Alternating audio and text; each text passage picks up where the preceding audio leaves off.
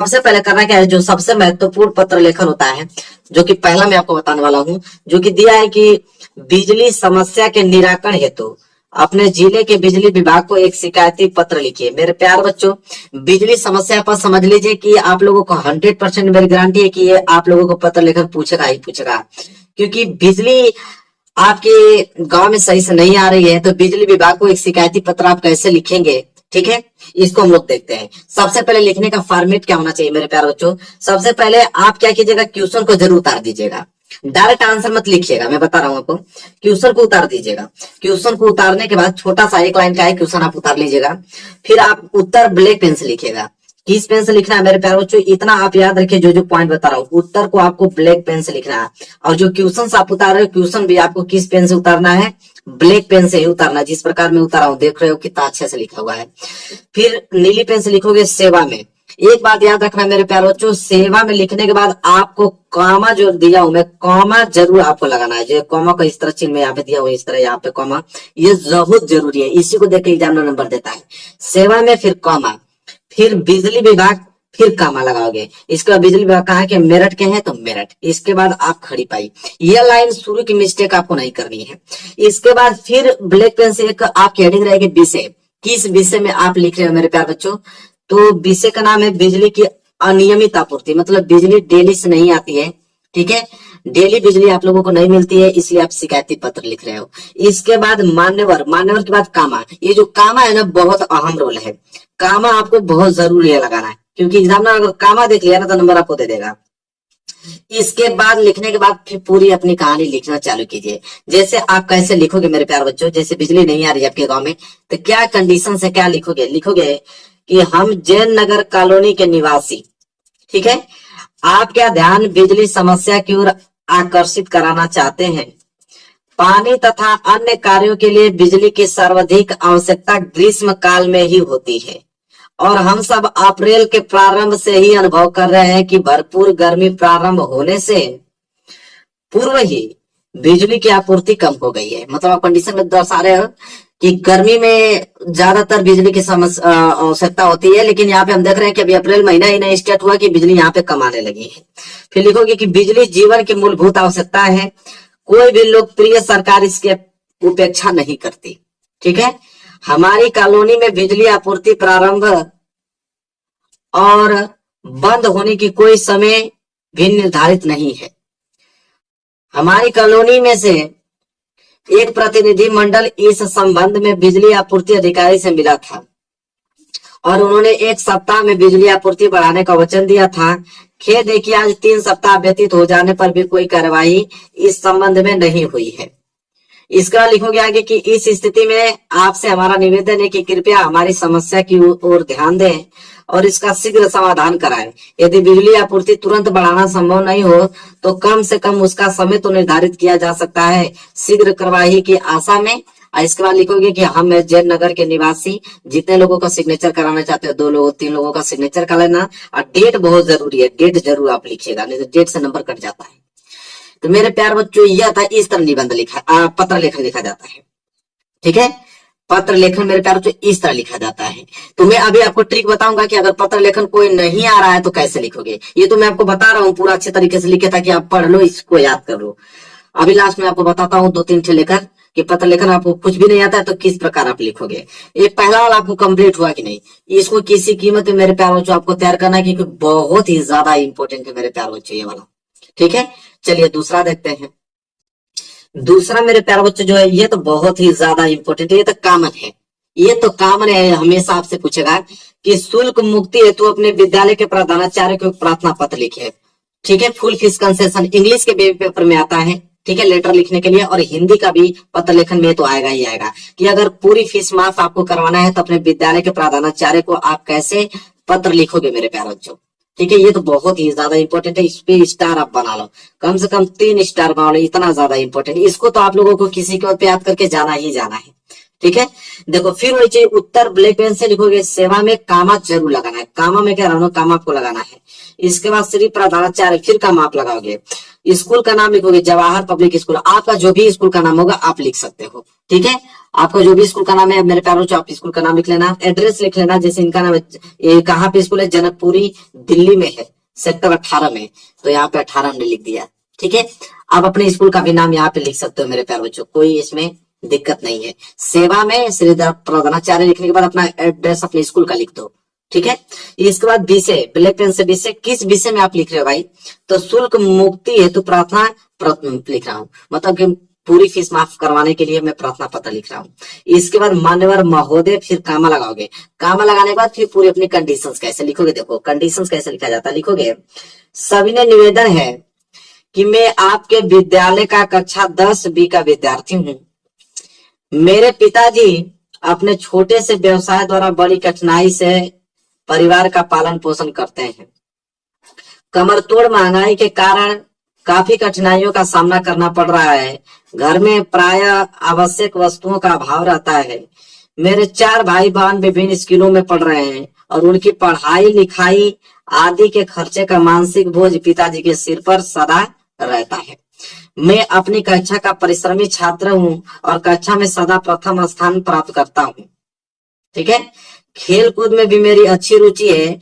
मैं senior group football का कप्तान हूँ। अतः आपसे निवेदन है कि मुझे विद्यालय शुल्क से पूर्ण मुक्ति प्रदान करें, जिससे मैं अध्ययनरत रहकर अपने भविष्य को संवार सकूं और मेरे अभिभावक आपके अत्यंत आभारी रहेंगे।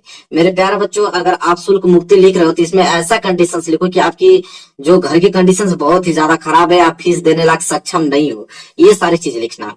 ये कोई जरूरी है कि जो बता रहा हूँ यही डिट्टो छाप के आओगे, नहीं, अपने मन से भी अपनी घर की कंडीशंस आप लिख सकते हो। अगर आपकी घर की कंडीशन खराब है तो वो अपना फीलिंग जो आपके अंदर है वो अपना व्यक्त कर सकते हो। ठीक है, नंबर आपको पूरे दिए जाएंगे मेरे प्यारे बच्चों।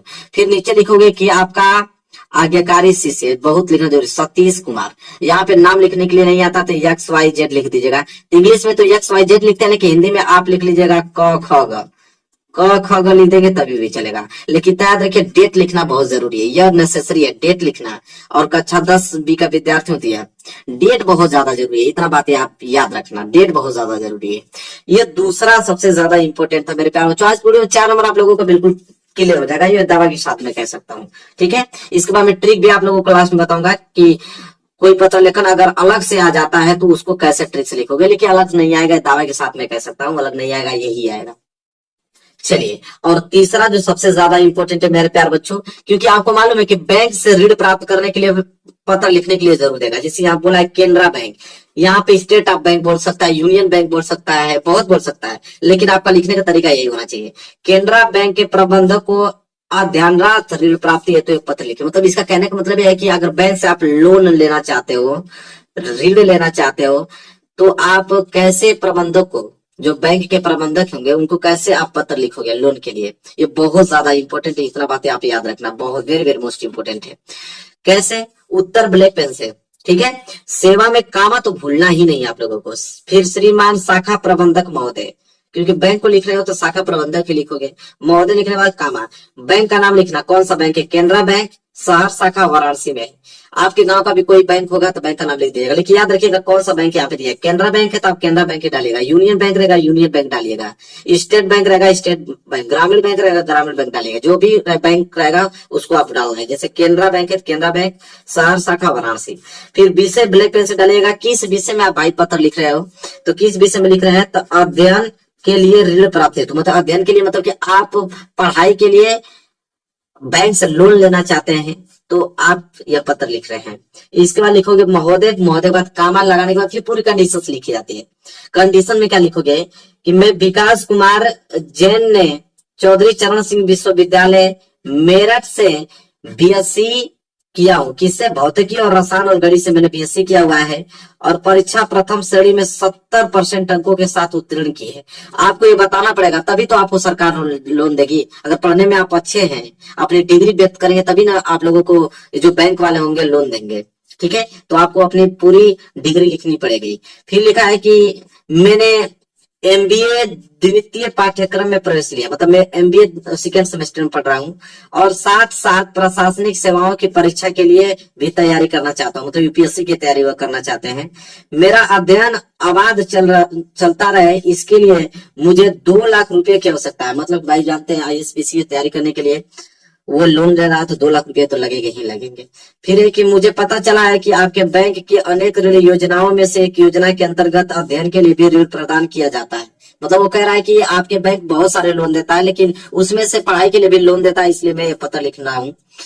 मैं आपको विश्वास दिलाता हूं कि आपके द्वारा प्रदत्त ऋण भुगतान प्रक्रिया अध्ययन पूर्ण होते ही यथाशीघ्र शुरू कर दी जाएगी। मतलब उनका कहने का मतलब है, वो लिख रहा है कि जैसे मेरी पढ़ाई कंप्लीट होगी मैं आपका कर्जा चुकाने लगूंगा। फिर लिखेगा उपयुक्त उद्देश्य हेतु आपसे आपके सक्रिय सहयोग की अपेक्षा है, धन्यवाद। बस इतनी कंडीशन लिखना है। फिर दिनांक, दिनांक तो बहुत नेसेसरी है, भूलना नहीं है।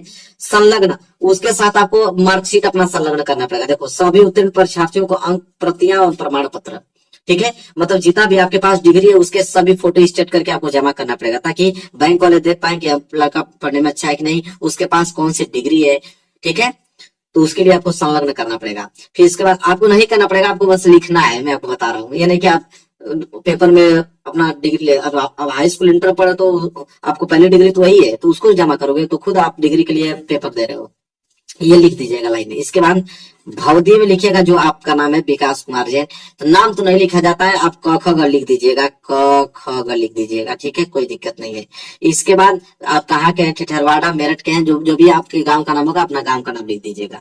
तो 3 हमने मोस्ट इंपोर्टेंट बताया। अब मैं आपको 2 ऐसे बता रहा हूँ जिनका उत्तर नहीं बताऊंगा, उसको लिखने का ट्रिक आपको बताऊंगा, ताकि ट्रिक भी आप समझ जाओ कि अगर नहीं आ रहा तो ट्रिक से हम लोग कैसे लिखेंगे मेरे प्यारे बच्चों।